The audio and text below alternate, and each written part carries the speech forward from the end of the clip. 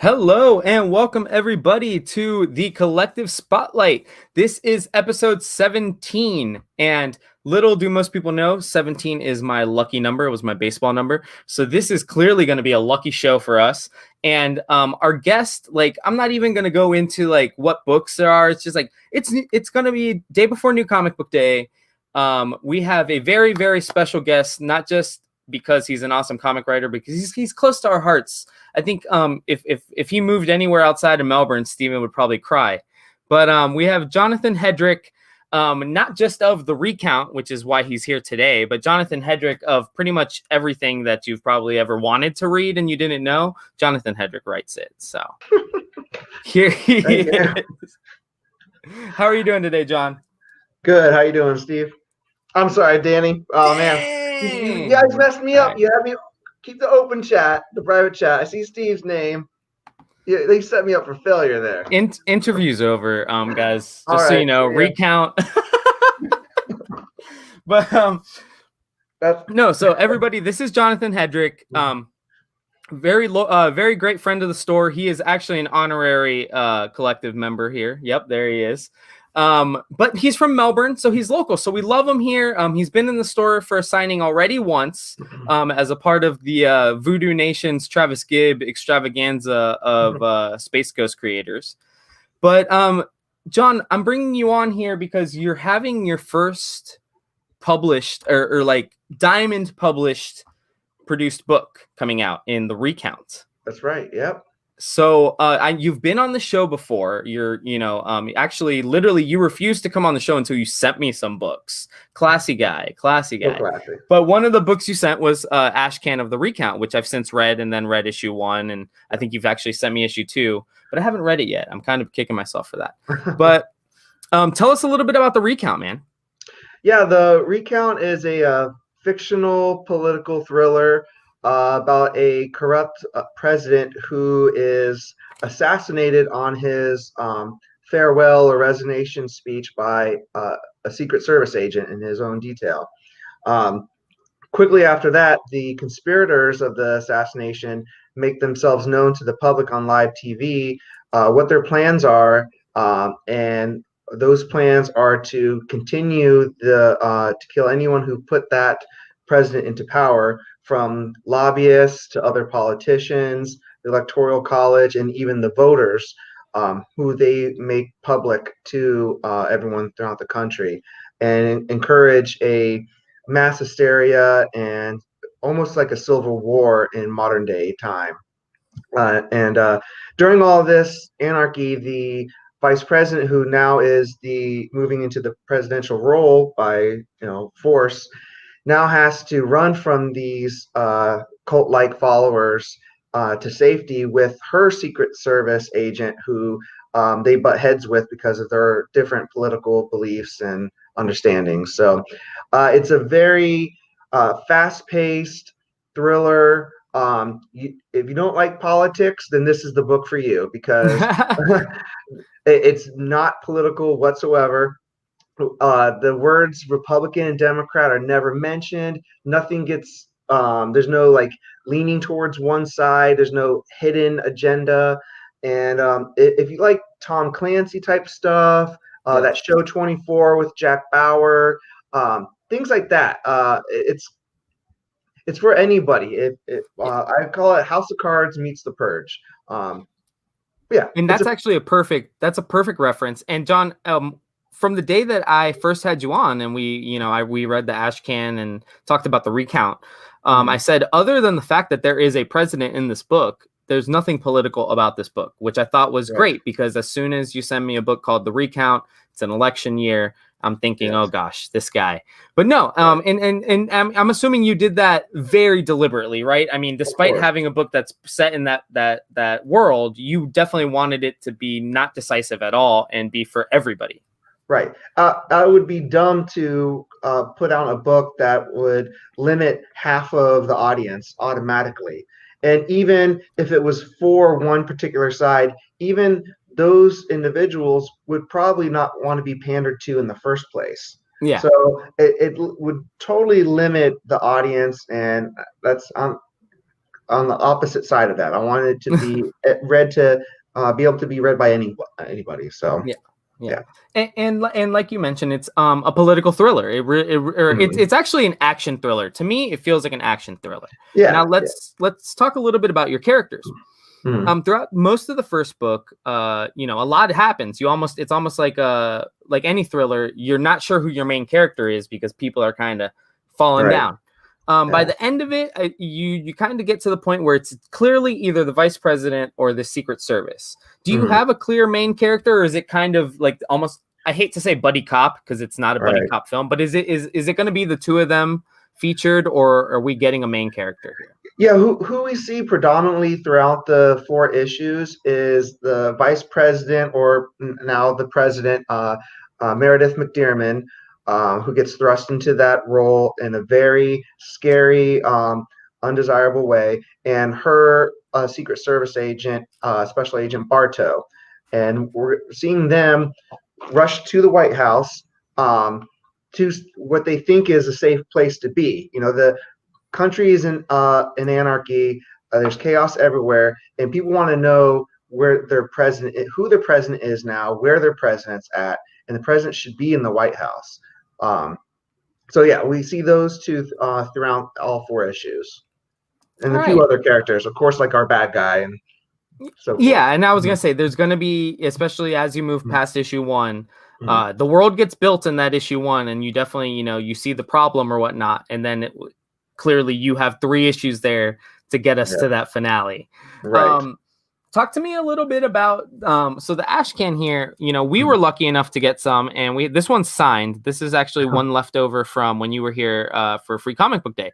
We were lucky Cool. enough to get what I believe is like the last 24 that Scout Comics even had Mm, for you to clean raw so that you can sign them and people can submit them for CGC when you're yeah. here.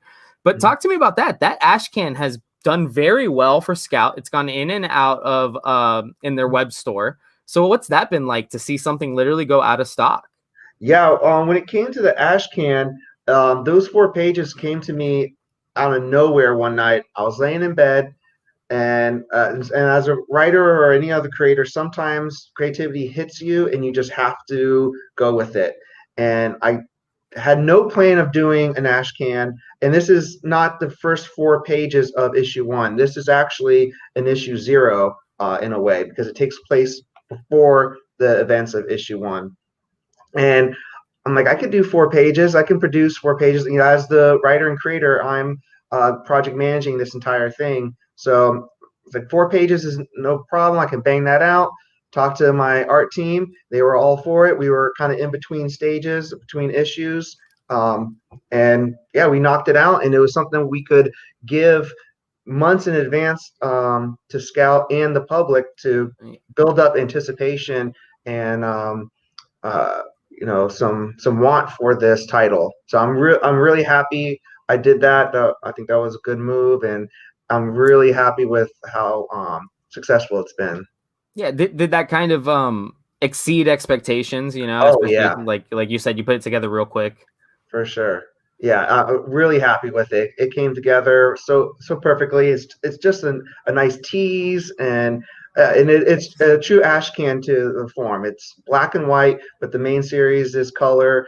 I like how if someone read those first 4 pages and immediately picked up issue one, they would see like almost like that Wizard of Oz effect, where Yes. the intro is black and white, and then boom, when the story hits you, it's in color, and it's just full throttle after that. Absolutely. And talk to me a little bit. You talked about your art team and how you kind of Mm-hmm. you were behind it all, but you've got your artist Gabriel, right? Gabrielle, yep, Gabrielle. yeah, Um or Talk to Gabriel, me yeah, I call him Gabo. talk to me a little bit about him and the art in this book because that definitely sets the tone and definitely the design as well throughout that. And as the creator, how much input did you have in that? What was the back and forth like with you guys? Yeah, well, I discovered him on a Facebook group for writers to meet artists and vice versa, and I saw his art, and it just immediately was what I wanted for the recount. Because I wanted a gritty look to it, and he can make people look different. not everyone looks the same. Not every female looks the same, but just a different color or hairstyle.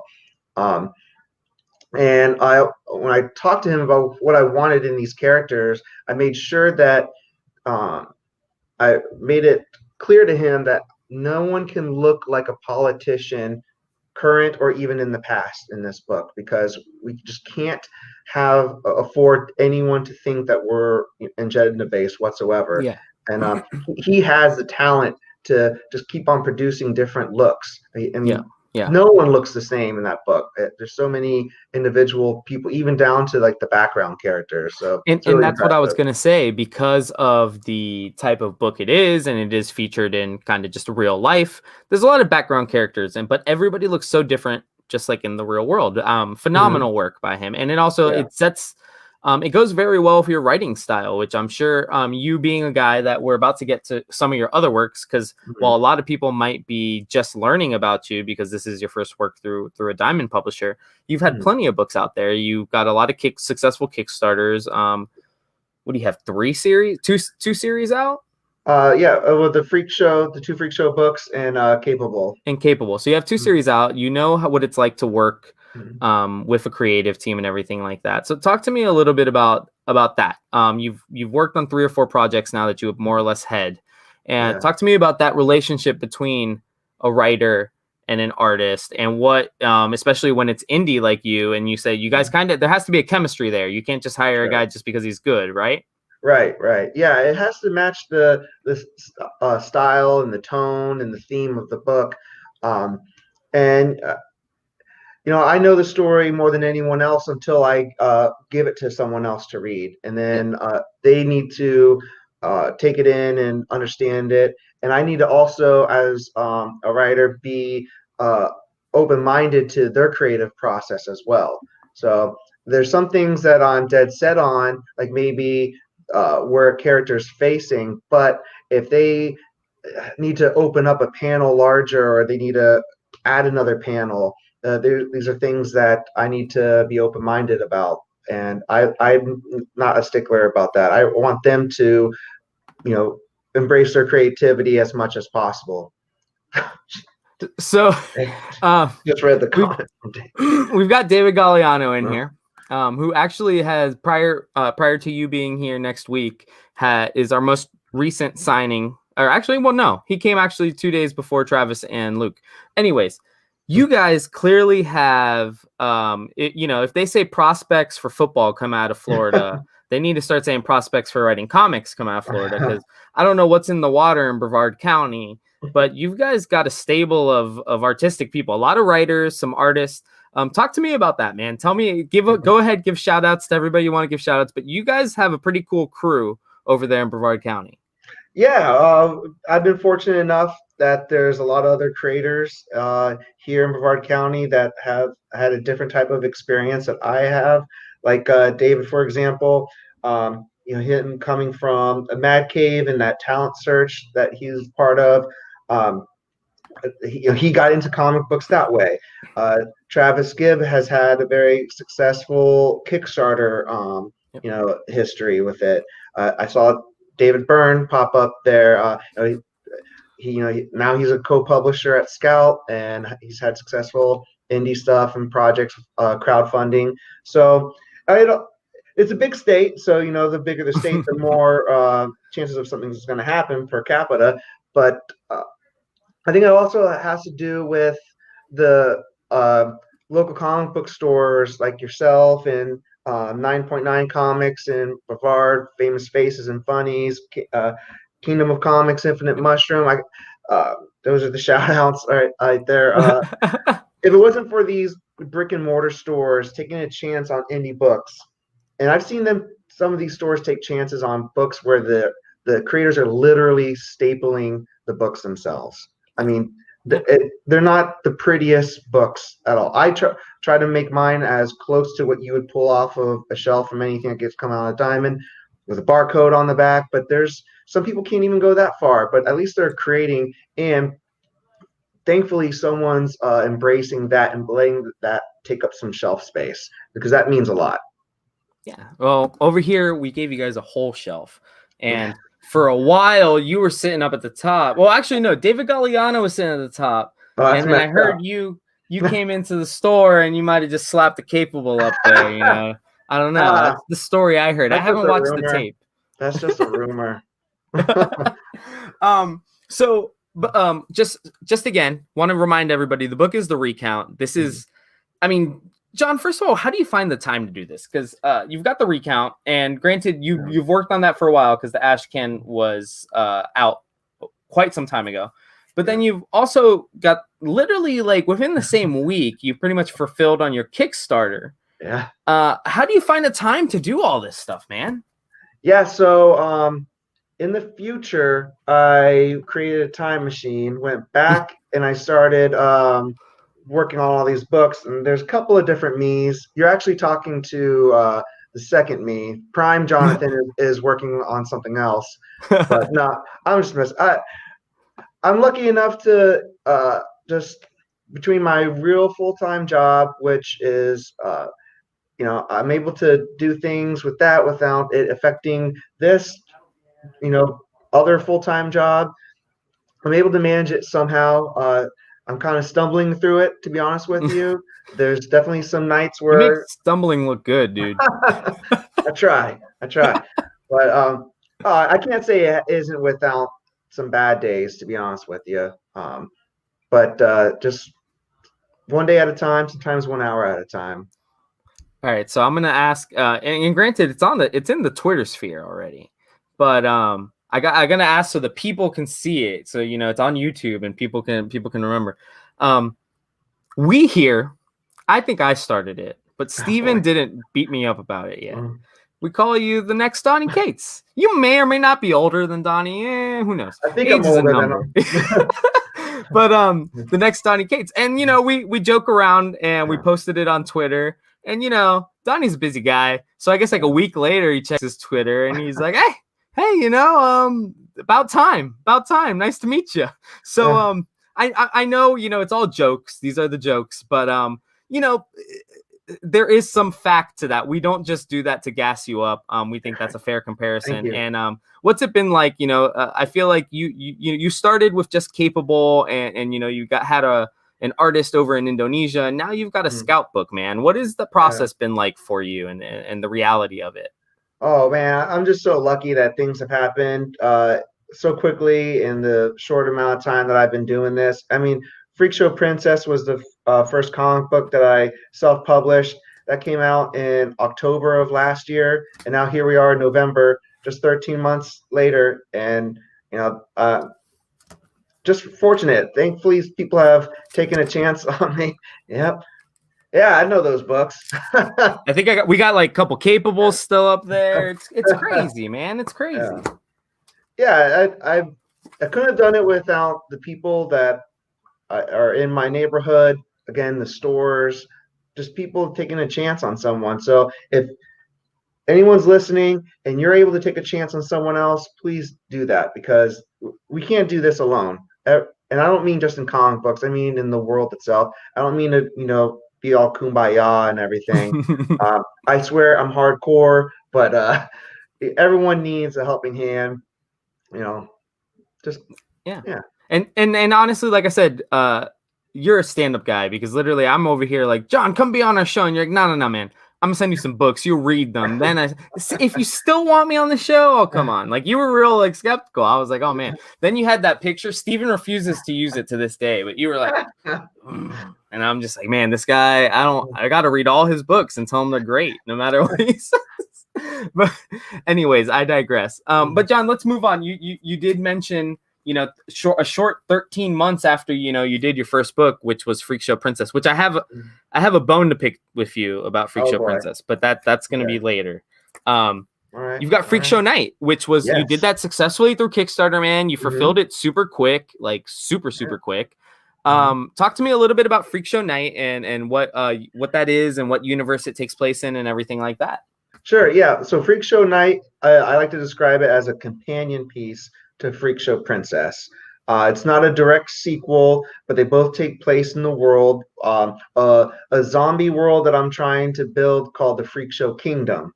So there's going to be more one shots, and they're all going to be one shots. It's not going to be sequential like The Walking Dead, which isn't. Yeah. Of course, it's a quick, easy comparison is or how to compare it to The Walking Dead. But I think one shots are very unique because I like the one and done, but because they all take place in the same world, there's opportunities to still intertwine them and see common threads and have some fun Easter eggs, things like that. So yeah, Freak Show Night. That the premise of that one is there's this man who's been in and out of prison all his life, and he gets out of prison, and now he's living in the wild during a zombie apocalypse. So this is a guy that's been in a prison of some type all his life. Now he's a prison of zombies, and he has to survive day in and day out until one day something comes along his path and shakes his world up and gives him a chance to redeem himself for all the terrible things he's done in life. And talk to me a little bit, John. I meant to ask you this last time you were on. You seem to write zombies pretty well. What do you where's that horror / zombie inspiration? I'm gonna ask you about your comic inspiration a little later, but I want to know where the zombie inspiration comes from. Were you a big like zombie movie fan, like the Romero films and things like that? Definitely George Romero. I mean, I remember staying up late watching Elvira's, Midnight Macabre, and when the first time I saw the remake, the color version of Night of the Living Dead, it blew my mind. I was like, this is such a cool movie. And I'm sure I saw some zombie things beforehand, but I think that was like the first serious zombie movie I'd ever seen. And I just ate it up after that. Then when I found out that was a remake, and then there was Dawn of the Dead and Day of the Dead, it was just my world just exploded. So yeah, and then there was the huge zombie, whatever you want to call it, wave of the 2000s. When 28 Days Later came out, Walking Dead, and all the other zombie things. Mm-hmm. That was fun times. I was reading a lot of zombie fiction, zombie novels. There's a great trilogy called Monster Island. It takes place in New York City, and it expands to Monster Planet or something, Monster World. No, kind of like a Freak Show universe, Maybe, yeah. Kingdom. Nothing original with me. No, but what's I've mentioned this to people, again, not gassing you up, but it's Freak Show Princess has been a really easy sell throughout the store, especially Halloween last month. But you sell or you write, your zombie writing is really good. People who like Walking Dead, which has ended, right. They come and they're like, I'm looking for something zombies. I'm looking for something that can scratch that itch. Yeah. I typically show them the book, and 9 times out of 10 they buy it and they enjoy it. A lot of them are actually going to be coming to your signing. Cool. So yeah, just to have you felt like there is a gap in the zombie comic books right now and even with Walking Dead did it vary their own way. Do you feel like that's a slightly unloved genre in comics sometimes? I think it's a easy genre to hate. It's easy for people to just roll their eyes and say zombies because it's been done so many different ways, and a lot of times it's done bad or it's done cheesy, or in a comedic way, which can be good too. Like Zombieland was fantastic. Yeah. So it all depends on your own personal preference. As far as is it missing, I don't know if that's something that really needs to be just because Walking Dead left that we need another zombie series right away.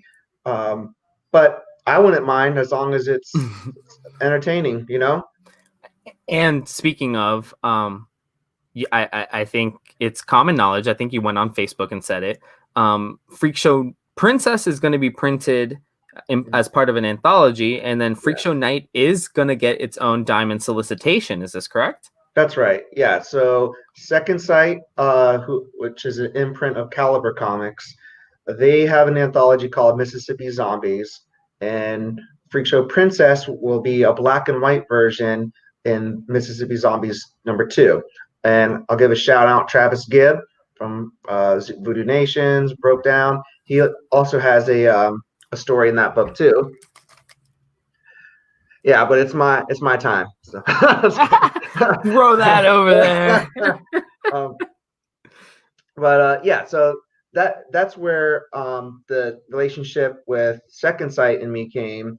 So when I was winding down the Kickstarter for Freak Show Night, I reached out to Bradley Golden, who is the head of Second Sight. I said, "Hey, would you be interested in also using Freak Show Night?" And he's like, "Well, for Mississippi Zombies 3?" I'm like, "Well, I think it's 24 pages, and so is Freak Show Princess, but I really thought that it could hold its own as a one-shot solicited as well." And then I told him my idea of expanding that world and having an annual one-shot in the Freak Show Kingdom and keeping it underneath with Second Sight. So yeah, I pitched it well enough, I guess. And that's a go, right? The idea, I believe, and I was talking to Bradley and Spike over there. I think they were saying that hopes to be in next month's previews, so that it is out for February, end of January. Yeah, that's why I'm fulfilling this Kickstarter so fast. Well, and the hope is, and we're still working out a lot of kinks. If what we're planning happens, trust me, there will be a newsletter. It will go on social media, but we're hoping to do a store exclusive for that because we were a little bit behind on Freak Show Night for the Kickstarter, so we weren't able to do exclusive for that. We were super behind on the Recount, so we weren't able to do an exclusive for that. But clearly we love Jonathan Hedrick, so we need to do an exclusive for him. One more thing, John, before I go and make sure we plug our awesome signing we're having with you next week. Tell the people about this cover. This is a cover, guys. This is not, John didn't send me his messed up, copy of anything. This is his cover for one of the covers. What was this called? The writer's cover or the writer's variant cover? Yes. And talk to me a little bit about this. So, when you run a Kickstarter, you have to do something different. Yeah. And the most successful Kickstarters are some ones that don't just rinse and repeat over and over again. So I was kind of spinning the wheels about what other covers I could do. And every time another cover means hiring another artist. And then that's more, Travis is messing me up right now. There's only so many artists I can have that I can pay for. I did a blank one, which is kind of easy to do. At least I did a different color. I don't think anyone's seen an orange variant cover before. Yeah, we have 5 of these. I think this is really cool. Excited for that. But I was thinking, man, I wish I could draw. If I could draw, I could do my own cover. And I'm like, wait, I kind of did do a cover with the script. And then I talked to my letterer, Christian. I said, hey man, what do you think about doing a cover that just looks like the front of the script? and of course, because I'm an egotistical maniac, it only had my name on it. So Christian was like, turns that in with Stefano's name on it, his name on it, the date, a fake coffee ring, a bend to the page. He said that he crumbled. He did that, crumbled it up, scanned it again, and then sent it to me as a high-res image. And that got us the writer's variant cover. Yeah, I'm super jealous. We have one of these because that's what the retailer tier comes with. But if nobody buys this when your signing's coming, I think it's going to go home with me. All right. But again, so guys, his name is Jonathan Hedrick. If you don't know the name now, write it down. Don't forget about it. If you're here in Florida, come by next Wednesday. So not this new comic book day, but next new comic book day, where we will have Jonathan here in store.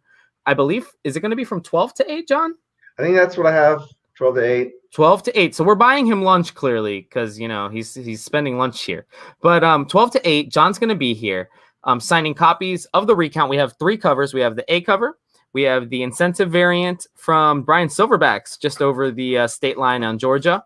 Mm-hmm. And then we also are going to have the web store exclusive here. That is a very cool cover. Plus, we have COAs. Oh, they came back from the printer because I was just going to show off the ones. Pretty. And they have embroidery, individually numbered.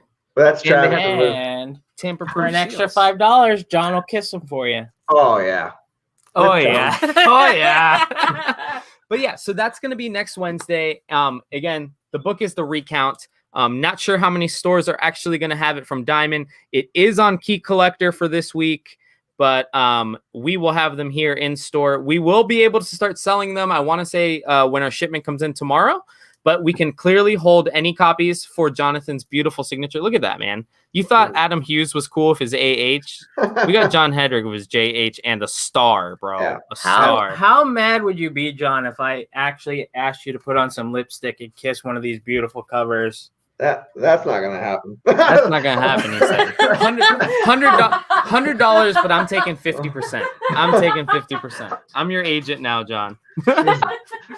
But yeah, so John will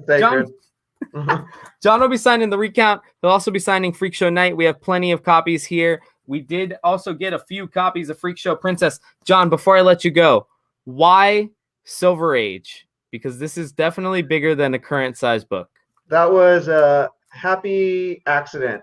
That's all I can say about that.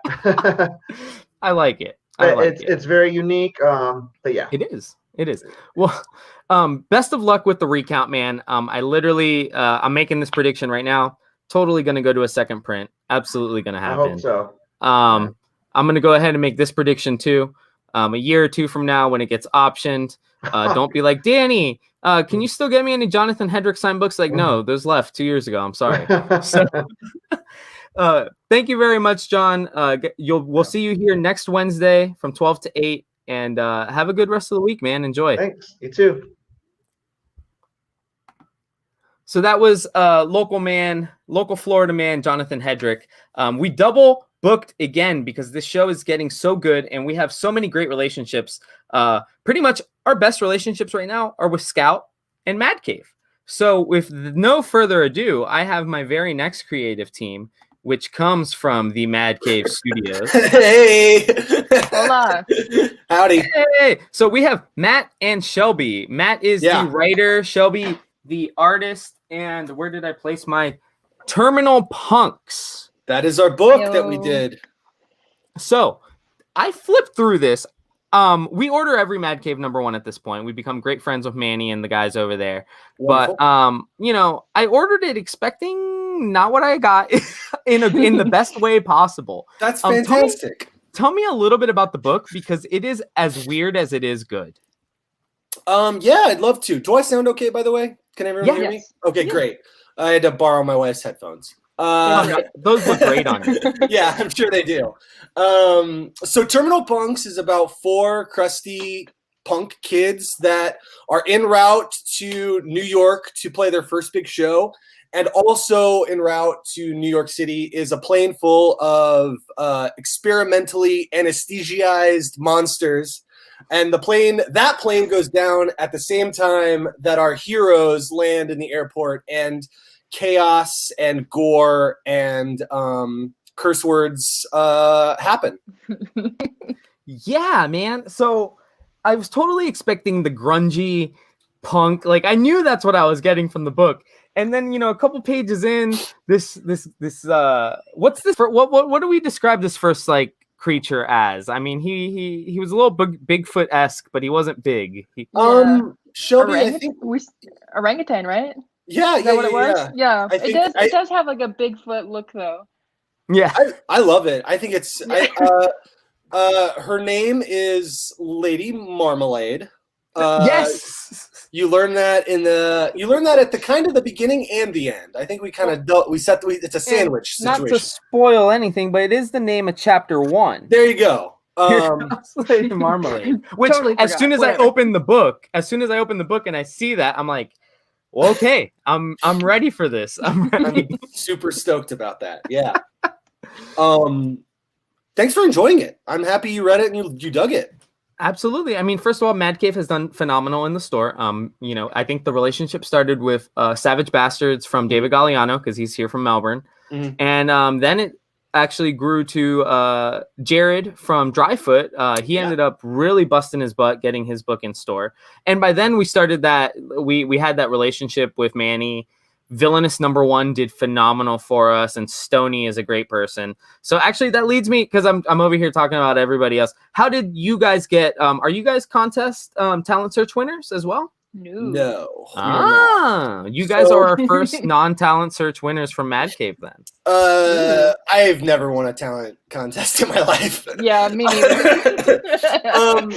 So I got hooked up with Mad Cave. I think I went to New York Comic Con in 2018, and I was just walking the floor and I saw these people and they were making cool books. And you got the tattoo. I hope all the comic book shops that got those tattoos give them out tomorrow. Yeah. We will. I introduced myself to the Mad Cave people back in 2018. Just like, hey, I'm a writer. I'm interested in doing stuff. Here's my book. And I think I gave them Long Lost, which was the first thing that I had put out. Okay. And a year later, I get an email from Chris Sanchez asking if I wanted to write for Mad Cave. And I said yes. And it was that it was that chill and super relatable. And then Shelby got brought on with the pitch after we needed an artist. And Shelby and I have the same literary agent. And Peter recommended Shelby, and Shelby and I got to know each other. Turns out we like each other. I like Shelby. I hope she likes me. I guess. Or they like me. Only a little bit. Little do you know that as your artist, Shelby just wants to strangle you every day you turn in, a script. Yeah. I did write a lot of issue. I'm so sorry. Are you still working on it? It's fun. Yes, I'm so behind, but yes, I'm working on it right now. It is a bitch to work on. I am so sorry. You let me know. I can change the script. We're still engaged. This is the best issue. He'll add some stick figures in there. I'm sure Matt is capable of a few. I'll add a whole scene with like a crowd. I'll add another crowd scene with horses. so that just the horses are drawn. Horses are drawn. Skeleton army. So Shelby, let me ask. And again, we're just one issue in, but I'm sure Matt has given you more than one script by now. How fun has it been to draw these creatures and everything else? This has been a blast. I'm not great at drawing animals. I've never really drawn animals. Like I wasn't like a horse kid, wolf kid. So I never drew animals. I just drew people. And so it's been a little bit of a challenge, but it's worth it. And the fact that I get to mutate them, it makes it a lot easier because I can make them look crazy. What I love is also you get to draw a lot of people in hazmat suits, and you do that phenomenally. And so never done that either. Yeah. But no, talk to me a little bit about your inspiration for the style, because you guys went with a cool style on this book. I don't want to say cartoony because that sounds disrespectful, but I could totally see this being an easy transition into a adult animated type of television series, like Adult Swim or something like that. What a dream! We should hit up our agent about that. I know. Yeah, I mean, this is kind of a style that I normally draw in. I kind of draw a little bit cartoony, like a little less like anatomically correct all the time. Well, it's your background. Like you have a background in zines too, and I think that style specifically, it really it's very like homegrown. It's very DIY. Like it feels like the characters, and I think that's why the book has turned out so beautifully. Is because you as an artist, kind of your visual language kind of you're speaking the same visual language as the book is, which is like, and I remember like going through, like Peter was like, I have all these artists on my list, like here are my clients, and I went through all of them and I saw your work. I'm like, oh, Shelby's the person for this book. I was like, I didn't think twice about it. I was like, Shelby's the one. And luckily you were free and available. Otherwise this book would be, who knows? It wouldn't be getting talked about right now. That's true. And this is also my first like published thing, not published by myself. So that's very exciting. Which is crazy to me. Yeah. Our host has stopped. We could just keep going though. Shelby, how's your day been? It's fine. It's great. Yeah. Rainy. I just woke up from a nap about 10 minutes ago. Oh, there you go. Sorry. Sorry. It's fine. All right. So, first of all, as I was saying, congratulations on the first published work. But Thank what's you. that feeling like? Very exciting. I gave an issue of the like advanced copy issue to one of my grandmothers today, and I was like, "There's blood in this," and she's like, "I'm excited." Oh my God. She's I'm like, so "I don't care as excited long for as you. you drew it." So, how do you guys describe this book? Because it's heck, all I gotta do is show the back cover. I'm not really spoiling anything. It's gory. It's gory. Yeah. Well, like again, like I said, it kind of has that adult cartoon feel. I mean, is that kind of what you were going for, Matt?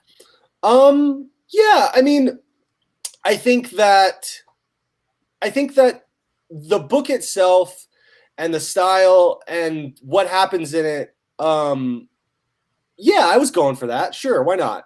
I don't know. I mean, things kind of evolve naturally, and like you sit down and you start writing a story and you're not sure where it's going to go, and then you get to this part where you're like, I think a person can die here and it sounds pretty cool. And then you make it, and then you write it and it feels good, and you're like, okay, well let's, and then the gore starts to happen, and I think the book itself is as ridiculous and as silly and as serious as it looks.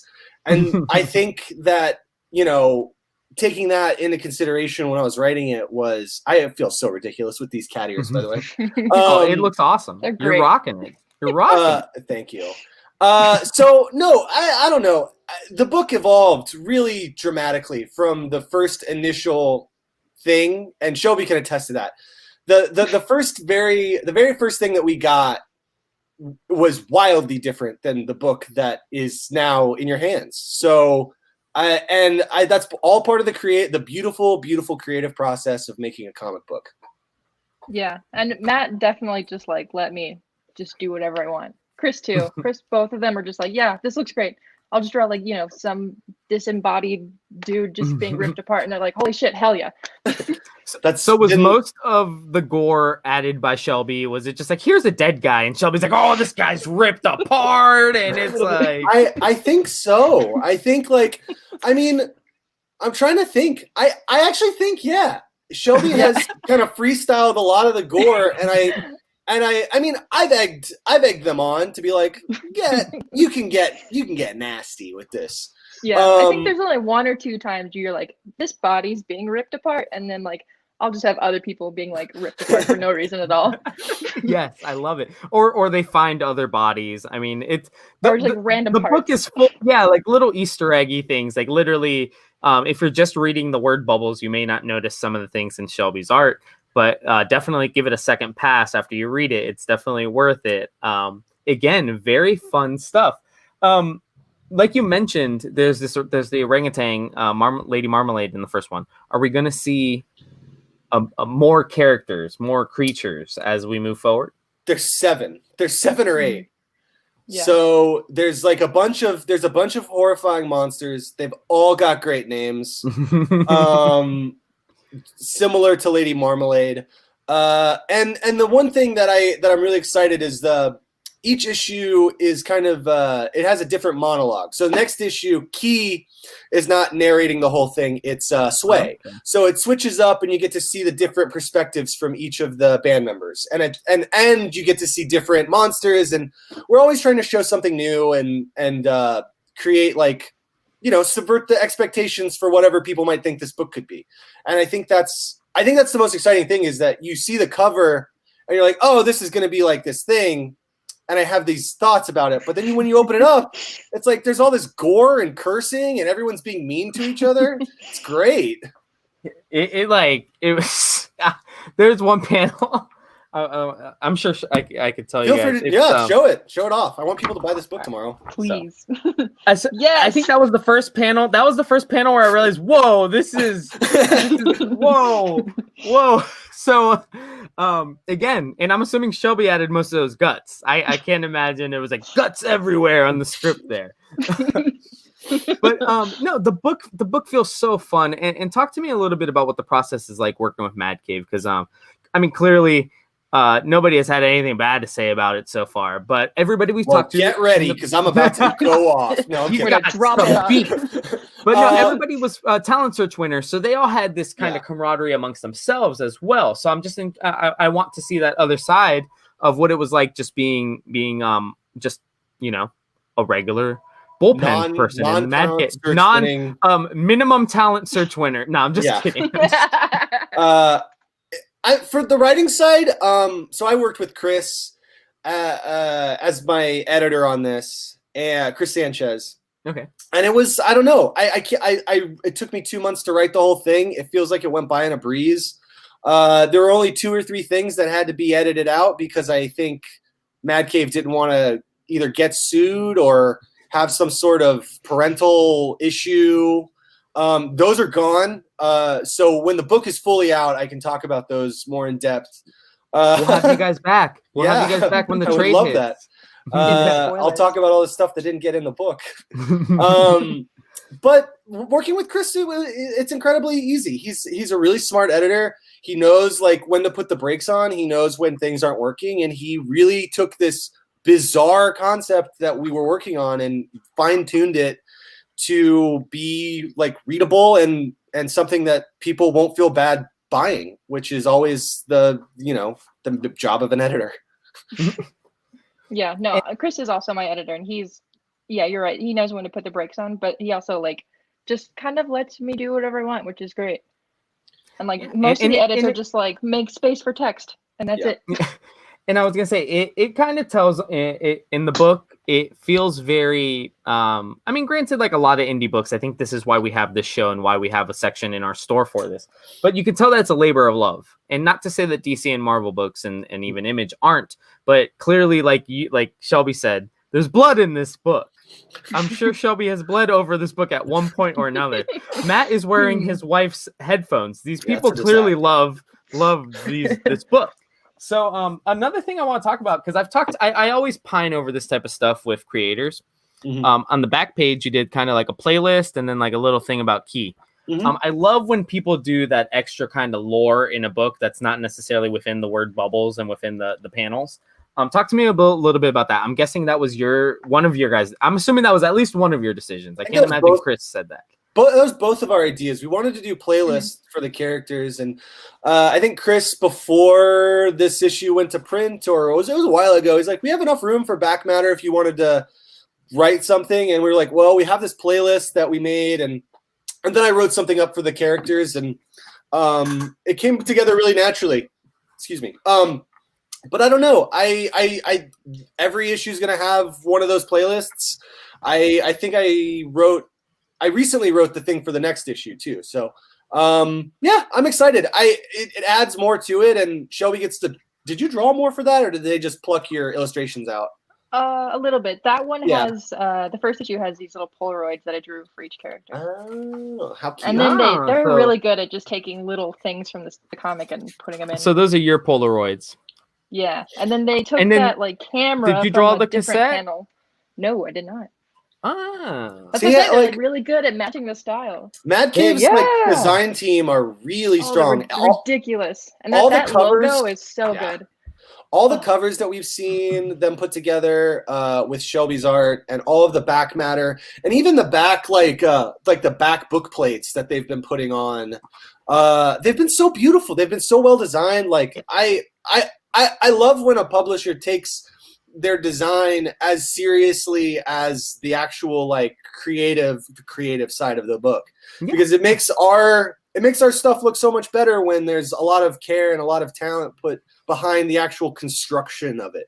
Oh, and that's absolutely. And Mad Cave has been really impressive with that. I was just gonna say, Mad Cave really puts it into. First of all, before I forget, Shelby, is this your art on the back as well? That's what I was saying. They like composited every piece of that from like something else.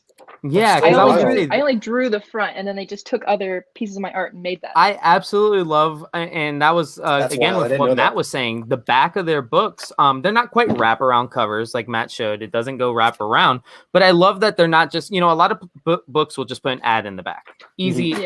Actually, to be fair, I don't think Mad Cave has ads. They might have an in-house ad. Because this is about flipping off capitalism. Screw it. Yeah, I mean, a Mad Cave literally doesn't, which means it can be shipped media mail. But no, Mad Cave does not have ads, which I think is awesome because literally it does not take away any focus from the book. And again, the back of the book, and to just piggyback on what you said about Mad Cave's passion for the books. They do, and they have really original ideas that really jump off the page because we just read Pantomime from last week, and the fact that they literally did a book featuring deaf and hard of hearing characters and bothered having their artist actually draw sign language, that's passion that you're not really seeing anywhere else. And that's, I think, one of the reasons we think Mad Cave books, they sell themselves. When we have people like you guys come on the show, it only helps at that point. Good. I'm glad. I mean, yeah. And shout out to Christopher Cebola for doing Pantomime. He's a cool dude, and that's a really cool book. And I'm really impressed that he was able to figure out how to do that. I still don't quite understand how he wrote the script for it at times. Super challenging. I can only imagine. Super challenging. I can only imagine how challenging it is for the artist as well, because I think I have them. I'm planning on having them in about 2 weeks come on the show. I just got their information from Manny. But yes, I have so many questions. And granted, we were able to, again, because of the passion in it, we were able to actually get that book into 4 high schools in the area that have ASL programs. So, more than just comics, guys, right? More than just comics. Yeah, that's rad, dude. Yeah, but tell me, so is Terminal Punks, I know most Mad Cave is a 4 to 5 issue miniseries. So is this going to be 4 or 5 issues? What are we looking at? 5 issues. 5 issues. And is it something that you are planning to wrap up in that 5th issue? Or is this, Yeah, it wraps itself up pretty nicely, I think.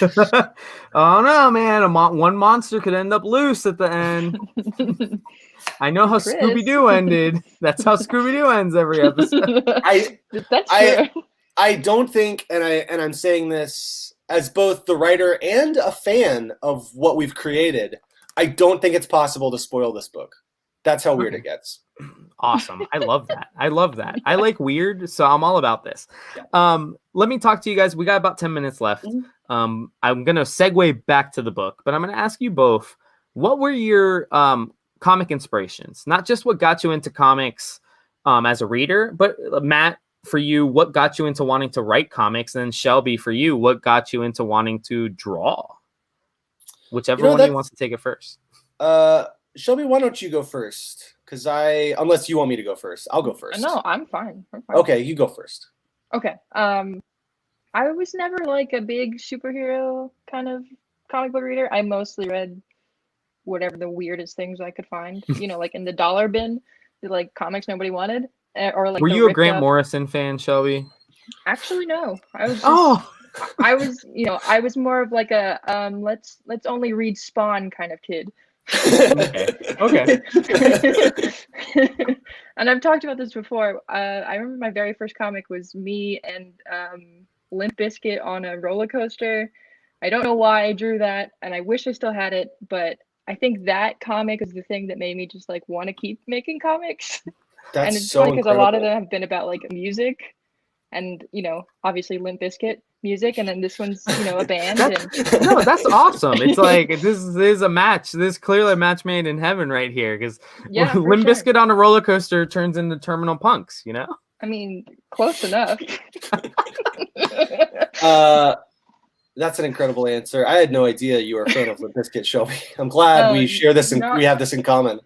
Actually, Fred Durst is going to be on the show next week. Really? Oh, okay. I'll have to be. I'll be there. Yeah. As far as comic inspirations go, here comes Fred. Here comes Fred Durst. What? There he is. Why am I Fred Durst? We'll have to talk. I did it all for the nookie. All right. I don't know. I'm inspired by a lot of things. I think the thing that really got me to think about writing comics was Scott Snyder's very first run on Batman, the City of Owls, Court of Owls. Yes, the Court of Owls, New 52. Yeah, the New 52 got me back into reading comics. It got me back into thinking of it as like a way that I could potentially tell stories. I think that was a couple years before I had put out Long Lost. So Yeah, I don't know. I followed the Cape Comics like intermittently. I would say my biggest inspiration is honestly the music that I listen to, and I do read a lot of manga, and I read a lot of kind of short stories and poetry. I have an eclectic tastes, and I think that's important to as a comic book creator. You know, you can't always draw from comics because that's boring. You know, you need a bigger repertoire of things that you like, and I think for me, it's a lot of music. And the thing with Terminal Punks too is that all the covers of each issue, they're album covers that Shelby and I, you know, they're albums that we love and we either grew up listening to or really resonate with us. That first cover is homage to the Replacements' 1981 album, 1982 album, Let It Be. One of my favorite albums. Absolutely love it. And then, yeah, the next issue covers are, Yeah. The Shelby picked X-ray out. specs one, yeah. That's such a cool one. You got me into X-ray specs. I didn't know about them until you told me about them. That's so weird to me. You So didn't can we know expect a Limp Bizkit homage, like chocolate covered starfish? that. Why didn't I do that? Dang it. We'll try to get some variant work done so we can get that taken care of. I'll hit up You Chris. know, well, if we don't get it, if you guys don't get it in time, maybe we could do a store exclusive, and we'll just have Steven as a replica Fred Durst, and you guys, because I actually have reached out to Manny about store exclusives for Mad Cave books. So Cool. You know, again, we love Mad Cave, man. Everything that Mad Cave has put out so far has sold well for us. Actually, if we're talking like, you know, oh, this beer goes well with this. If you end up picking up Terminal Punks and you like it, you might like Hollywood Trash. And if you picked up Hollywood Trash and you liked it, you might like Terminal Punks. Very fun books that I no disrespect, they don't take themselves too seriously. Yeah. You have fun throughout the read, and I think that's what people are going to get from Terminal Punks. I had fun writing the entire thing. I think it was one of the easiest jobs as far as just like sitting down and writing it. It never felt like a struggle. And I'm sorry, Shelby, that this last issue has been a pain in the ass. No, But, it's not a struggle. It's just a lot. I know, I wrote it. Final It's a lot of scene with hours. everybody, you know, just when he wrote 500 people in the crowd, and Shelby's like, oh god. I mean, that might be what's happening, but But one last thing before I let you guys go. Both of you mentioned your passion for music. How much of your passion for music did you guys translate into the page here? Because, you know, they are rock stars. So I feel like it's it makes sense for you guys to be working on this book. Yeah, a lot of it. There's a lot of little in jokes that I wrote into the story.